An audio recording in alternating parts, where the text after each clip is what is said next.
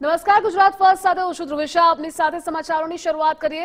સાબરકાંઠાના કાલવડ ગામે જાણ બહાર યુવકની નસબંધી. સમજણ આપ્યા વગર જ નસબંધી કરી હોવાના આક્ષેપો છે. કડિયાદરા પીએચસી સેન્ટરમાં 4 યુવકો લઈ ગયા હતા. પીએચસીથી ઈડર હોસ્પિટલ લઈ ગયા હોવાનો આક્ષેપ કર્યો. રૂપિયા 4,000ની વાત કરી હતી, હજુ રૂપિયા ન મળ્યાનો આરોપ છે. તો સાબરકાંઠાના કાલવડ ગામે જાણ બહાર જ યુવકની નસબંધી કરવામાં આવી.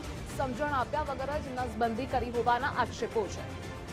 કડિયાદરા પીએચસી સેન્ટરમાં 4 યુવકો લઈ ગયા હતા. પીએચસીથી ઈડર હોસ્પિટલ લઈ ગયા હોવાનો આક્ષેપ કર્યો. રૂપિયા 4,000ની વાત કરી હતી, હજુ રૂપિયા ન મળ્યાનો આરોપ છે. તો સાબરકાંઠાની આ ઘટના છે, જ્યાં જાણ બહાર જ યુવકની નસબંધી કરવામાં આવી. અને આ મુદ્દે સંવાદદાતા યશ જોડાયેલા છે. યશ, કાલવડ ગામે જાણ બહાર જ યુવકની નસબંધી કરાય છે, આક્ષેપો શું છે અને હકીકત શું?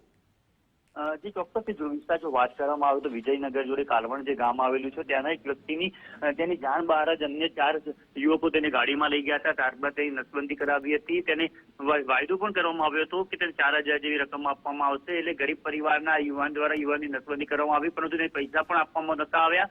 એટલે અંદાજે 10 થી 12 દિવસ પહેલા જે નસબંધી છે કરી દેવામાં આવી હતી, પણ યુવકને પૈસાની લાલચ આપવામાં આવી હતી. પૈસા જે છે તે આપવામાં નતા આવતા.